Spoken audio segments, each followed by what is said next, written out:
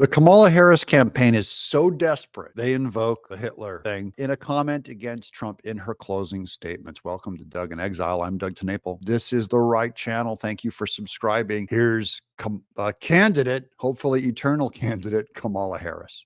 So yesterday we learned that Donald Trump's former chief of staff, John Kelly, a retired four-star general, confirmed that while Donald Trump was president, he said he wanted generals like Adolf Hitler had.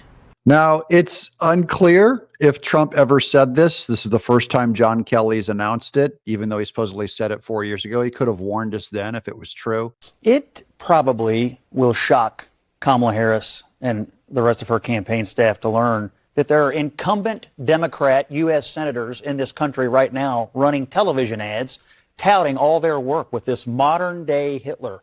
I wonder if Kamala Harris tonight in our town hall meeting will call for them to take these ads off the air, touting their work with this Hitler. I mean, if he were really Hitler, if he were really a threat to democracy, not a single Democrat in this country would be running ads touting their work with Donald Trump. But even still, I think it's a lie, and it's actually disparaging remarks against a president to do it, to drop. This is supposed to be an October surprise. This isn't going to go anywhere, guys. No one believes Democrats when they say they have a problem with Hitler talk, when they worship the ground of Margaret Sanger, who started Planned Parenthood, and their body count is higher than Adolf's, if you'll allow me to put it that way. But let's go back to Kamala Harris. This is her back in 2019 when Kelly was working for Trump. I think he was he ended up becoming his chief of staff at one point. John Kelly was the architect of the Trump administration's cruel child separation policy. That sounds Hitlerian to me. Now he will profit off the separation of families, just like a German dictator. It's unethical. We're better than this. So suddenly now he's the Democrats' hero. They're so desperate. They have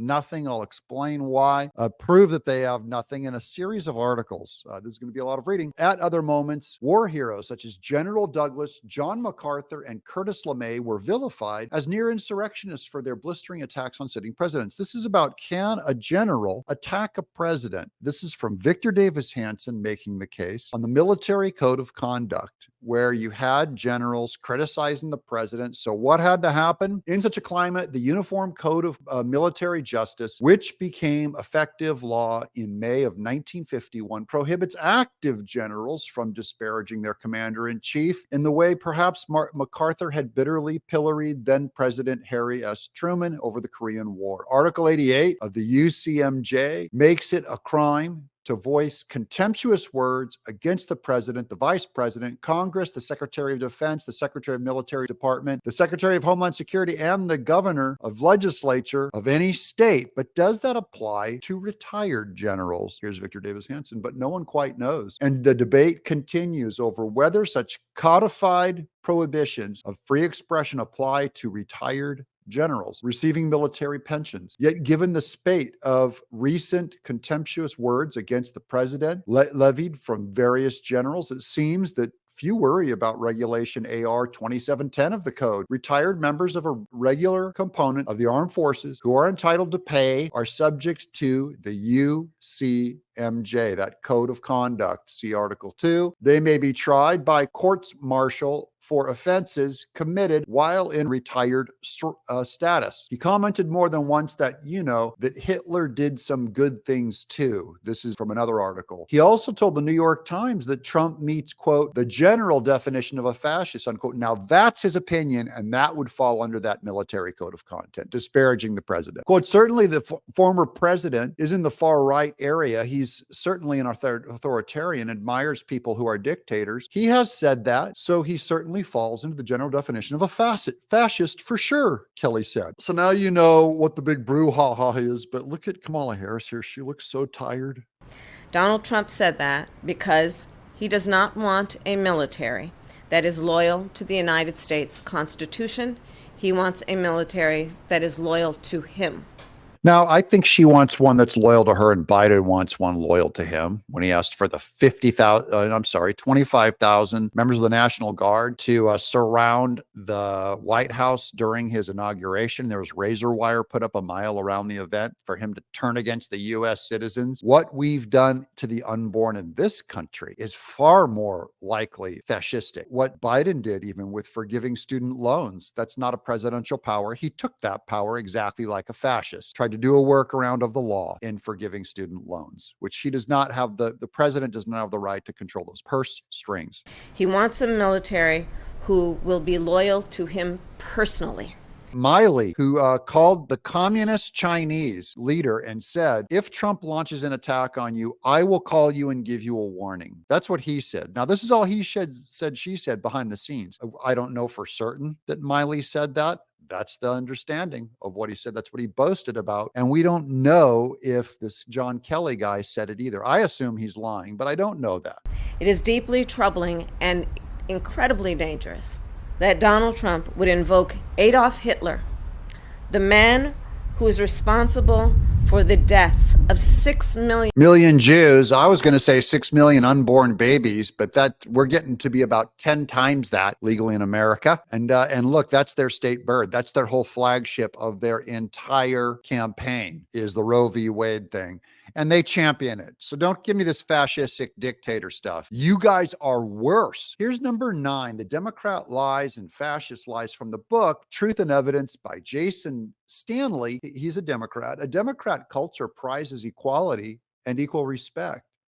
In contrast, fascist culture is based around a friend-enemy distinction, that is, calling members of your own country an enemy. Now, Trump said that the other side was an enemy within, but how does Kamala Harris treat pro-lifers? When they say that you're trying to control a woman's body, when they say that you hope women who are the R word have to bring their kid to term, when they say we're trying to take away women's health care and autonomy and cause suicides of same-sex certain people. I can't even talk about it. It's so censored here. This position is. Liberals' heated fascism rhetoric sidesteps self-reflection by Daniel Besner. We mentioned this article the other day, but I did not read from it. Here, I'm going to read it. In response to the threat of a second Donald Trump presidency, Democrats are dusting off apocalyptic rhetoric of looming fascism and total democratic collapse. It's a self-soothing deflection of responsibility more than anything else. Just so you guys know, that's what a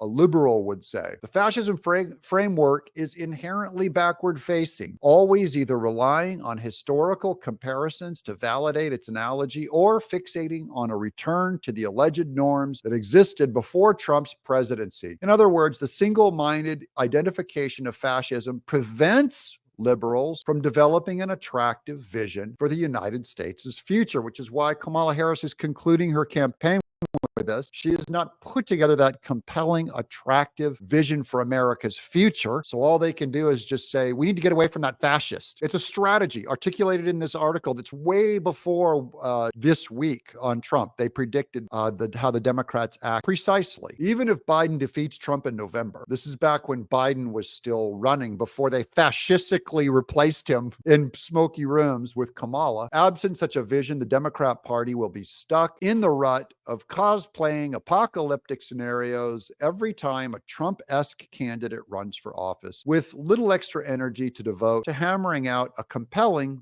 political alternative. Those are the two parties. That's exactly what Kamala Harris has done. They're desperate, coming out and calling Trump Hitler, or saying that Trump, they found a general somewhere who should be court-martialed and have his pension removed, but whatever. But they found a guy and they're using the Hitler rhetoric. Remember a few years ago, the Godwin's Law, they used to say like all internet discussions come down to Hitler. They're concluding their campaign with Trump is Hitler, and I'm laughing at them. We know who the real Hitler is, okay? And I don't think they're pragmatists, so whatever it takes to win, this is not going to win. So I'm happy to see such a weak closing roll out for them. I'm dug in exile. Vote